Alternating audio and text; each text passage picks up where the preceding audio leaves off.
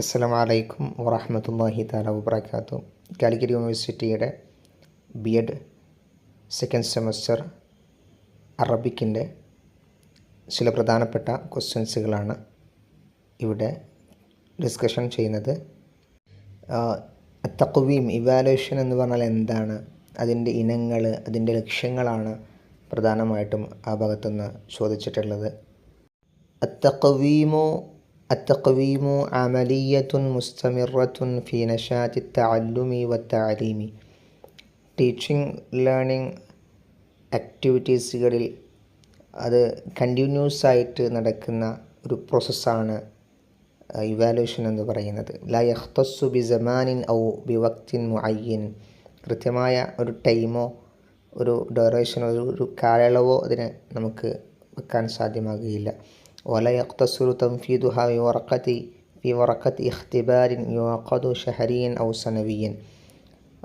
മന്ത്ലിയോ അല്ലെങ്കിൽ ഇയർലിയോ ആയിട്ടുള്ള ഒരു ടെസ്റ്റ് പേപ്പറിലൂടെ മാത്രം അത് സാധ്യമാകുകയില്ല. ولا في مادة التدريس ومعلومات الطلاب شفويا أو تحريريا. അതോടൊപ്പം തന്നെ ഈ ഇവാലുവേഷൻ എന്ന് പറയുന്നത് പഠനഭാഗത്തിൻ്റെ കണ്ടൻറ്റ് അടിസ്ഥാനപ്പെടുത്തി കുട്ടികൾ അതെത്രത്തോളം ഓറലായിട്ടും അതുപോലെ തന്നെ റിട്ടനായിട്ടും എത്രത്തോളം കുട്ടികൾക്ക് അറിവുകളുണ്ട് എന്ന് പരിശോധിച്ച് മാത്രം അളക്കാനുള്ളതല്ല ഇവാലുവേഷൻ. ബൽ അന്നലഹു നിതാഖൻ ഔസഅ ഫി വുജ്ഹത്തിൻ നളറിൽ മുആസറ.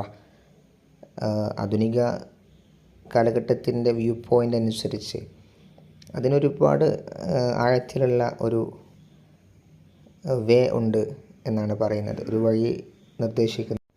ആ ഇവാലുവേഷൻ വദാലിക തഖ്വീമു ത്വാലിബി ഫി ഹൈസു ഇൽമിഹി വസീറതിഹി വസുലൂകിഹി വഹയവിയ്യതിഹി വശഖ്സിയ്യതിഹി വഅവാതിഫിഹി വഅഫ്കാരിഹി വമശാഇരിഹി വമകാനതിഹി ഫിൽ മുജ്തമഅ. സമൂഹത്തിലെ ആ കുട്ടിയുടെ സ്ഥാനം, അവൻ്റെ വികാരങ്ങളുടെ, അവൻ്റെ ചിന്തകളുടെ, അവൻ്റെ വൈകാരിക ഇടപെടലുകളുടെ, അവൻ്റെ പേഴ്സണാലിറ്റി, അവൻ്റെ ആക്റ്റീവ്നെസ്, അവൻ്റെ ബിഹേവിയർ, അവൻ്റെ ജീവിതം, അതുപോലെ തന്നെ അവൻ്റെ അറിവ്, ഇതൊക്കെ ഇവാലുവേറ്റ് ചെയ്ത് കൊണ്ടാണ് യഥാർത്ഥത്തിൽ ഇവാലുവേഷൻ കൃത്യമായി നടപ്പാക്കുന്നത്. കേവലം പേപ്പറിൽ ഒതുങ്ങി നിൽക്കുന്നതല്ല ഇവാലുവേഷൻ എന്ന് പറയുന്നത് എന്നാണ് പറഞ്ഞു വെക്കുന്നത്.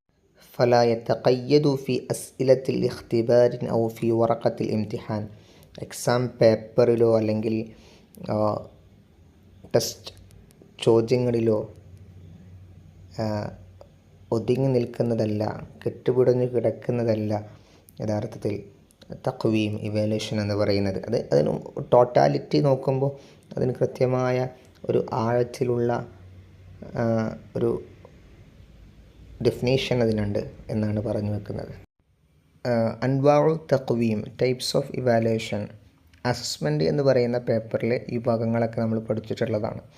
അപ്പോൾ കൂടുതൽ വിശദീകരിക്കുന്നില്ല, അതിൻ്റെ അറബിയും ഇംഗ്ലീഷും ജസ്റ്റ് പറഞ്ഞിട്ട് പോകാൻ ഉദ്ദേശിക്കുകയാണ്. അത്തഖ്വീം അത്തഷ്കീലി അത്തക്വീനി. Formative evaluation.